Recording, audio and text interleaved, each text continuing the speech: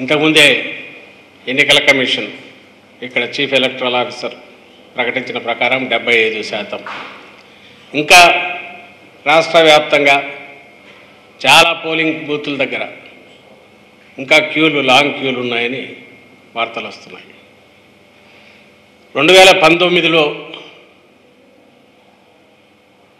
ఇలాగే I think 79% 80% polling అయినట్టుంది. ఉప్పెనలాగా ఎలా అయితే ఆ రోజు ప్రభుత్వ వ్యతిరేకత కనిపించిందో, బహుశా చాలా అరుదుగా కనిపించే ప్రభుత్వ సానుకూలత ఈరోజు ఇంత ఉప్పెనలాగా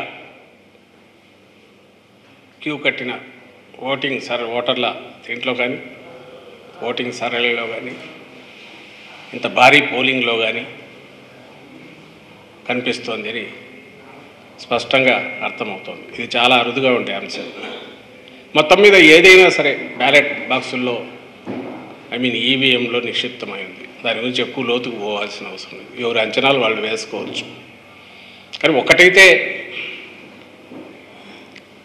అంతిమంగా ప్రజలది విజయం అవుతుంది. ఈసారి స్పష్టంగా ఒక నిర్ణయానికి ముందే వచ్చినట్టుగా ఎలాంటి విశ్లేషకులు ఎన్నైనా చెప్పచ్చు, లేదా పోలింగ్ దీనికి సంబంధించి అంచనాలు కట్టే వాళ్ళు ఏమైనా చెప్పచ్చు, కానీ అంతిమంగా ప్రజలది విజయం అవుతుంది. ప్రజాస్వామ్యం భారతదేశంలో ఎంత పటిష్టంగా ఉంది, మన రాష్ట్రంలో కూడా రాజకీయ చైతన్యం కానీ, లేదా ఎన్నికల్లో ఓటు ద్వారా తమ నిర్ణయం ఖచ్చితంగా స్వేచ్ఛగా చెప్పే ప్రయత్నం అన్ని వర్గాల వాళ్ళు చేయడం, అన్ని వయసుల వాళ్ళు చేయడం, యువతతో దగ్గర మొదలు పెడితే కొత్తగా ఫస్ట్ టైం ఓటర్స్ దగ్గర నుంచి పండు ముదుసలకు నడవలేని వారైనా సరే వాళ్ళకి ఎవరు కావాలో ఏం కావాలో వచ్చారు, అక్కడ స్వేచ్ఛగా వేసి వెళ్ళారు. అది బాగా అందరం ఆనందించదగ్గ విషయం, స్వాగతించదగ్గ విషయం.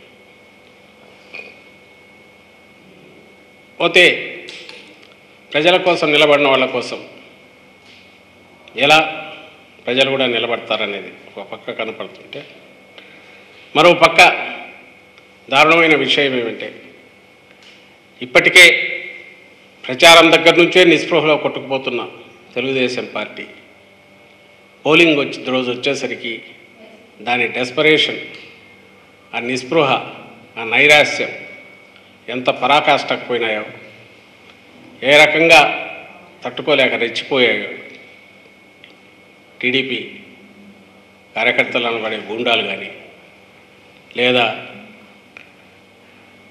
వాళ్ళకు అనుకూలంగా ఈరోజు పొత్తు వల్లనో దాని వల్ల పోలీస్ అధికారులు కానీ, లేదా ఎన్నికల కమిషన్ అబ్జర్వర్ల పేరిట ఇక్కడికి వచ్చిన వాళ్ళు కానీ, మనం ఈరోజు జరిగినంత ఏకపక్షంగా వాళ్ళ వైపు నుంచి జరిగిన దాడులు, హింసాకాండ రుజువు చేస్తుంది.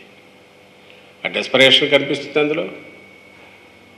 దాంతో నుంచి వచ్చి ఎట్లాగైనా సరే ఏదో ఒక రంగ పోలింగ్ని అడ్డుకోవాలనే దుస్సాహసం కూడా వాళ్ళ వైపు నుంచి కనపడుతోంది.